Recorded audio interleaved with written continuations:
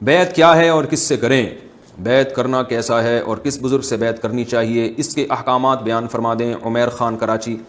دیکھیں بیعت کا مطلب یہ ہوتا ہے کہ آپ جیسے جسمانی علاج کے لیے کسی ڈاکٹر سے رابطہ کرتے ہیں تو وہ آپ کا علاج کرتا ہے، تو ایسے ہی روحانی بیماریاں، حسد، بغض، نماز کی پابندی نہیں ہو رہی، کوئی گناہ آپ سے چھوٹ نہیں رہا، بہت سے گناہ آپ کو پتہ ہی نہیں ہے کہ وہ گناہ ہیں، تو اور پھر دل میں اللہ کی محبت پیدا ہو جائے، تو ان تمام چیزوں کے لیے کسی اللہ والے سے بیعت ہوا جاتا ہے کہ بھئی میں آپ سے بیعت کر رہا ہوں یا کر رہی ہوں، اور میں اپنے آپ کو آپ کے حوالے کر رہا ہوں۔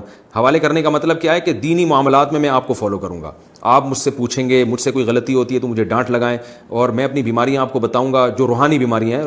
یہ روحانی سے مراد جن چڑیل بھوت نہیں، روحانی سے مراد یہی کہ گناہ نہیں چھوٹ رہا، تو آپ مجھے میرے حالات سامنے رکھ کر مجھے نسخہ بتائیں گے۔ جیسے ہر ڈاکٹر جو ہے نا مریض کے حساب سے دوا تجویز کرتا ہے، ورنہ تو سارے خود ہی ڈائریکٹ میڈیکل اسٹور پہنچ جائیں، دوائیں تو ہر بیماری کی ہیں، لیکن ڈاکٹر بتاتا ہے کہ یہ بیماری آپ کے لیے مناسب بھی ہے یا نہیں ہے۔ تو ایسے ہی گناہ چھڑوانے کے جو ہے نا بہت سارے طریقے ہیں، ہر طریقہ ہر ایک کے لیے نہیں ہوتا، وہ جس سے آپ بیعت ہوتے ہیں وہ آپ کو بتاتا ہے، کیونکہ وہ آپ کے حالات کو جانتا ہے اچھی طریقے سے، آپ اس کے ساتھ رہیں گے تو اس سے پھر آہستہ آہستہ دنیا کی محبت کم ہوتی ہے۔ تو یہ تصور ہے بیعت کا۔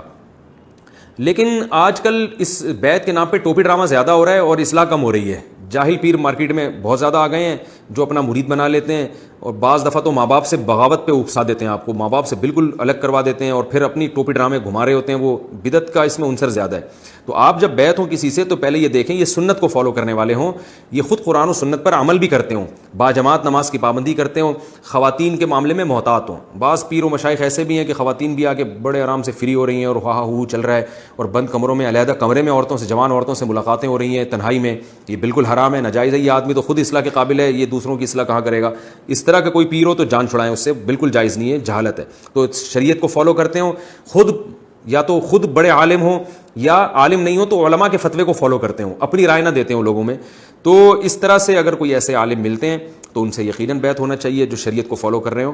اس بیعت کی بڑی برکتیں ہوتی ہیں۔ میں بھی بیعتی ہوں، جو آج ٹوٹا پھوٹا اللہ مجھ سے دین کا کام لے رہا ہے تو میں بھی کسی بزرگ کے ہاتھ پہ بیعت ہوں، ان سے ہدایات لیتا ہوں اور جو ہے گائیڈنس لیتا رہتا ہوں ان سے۔ اور ایک وقت تک انسان کو اپنے آپ کو کسی کا تابع بنا کے رکھنا چاہیے۔ یہ جو آج کل چھوٹے چھوٹے بچے آ رہے ہیں اور ایک دم سے وہ قوم کے قائدین بن جاتے ہیں، یہ خود بھی ڈوبتے ہیں، لوگوں کو بھی مروا دیتے ہیں۔ تو اپنے آپ کو اپنے بڑوں کے فرما بردار بنا کے چلنا چاہیے۔ ہاں، کسی کو بڑا بنانے سے پہلے 100 دفعہ سوچیں کہ یہ خود بھی قرآن و سنت کو فالو کرتے بھی ہیں کہ نہیں کرتے۔ اگر نہیں کر رہے تو پھر کسی کو نہ بڑا بنائیں آپ۔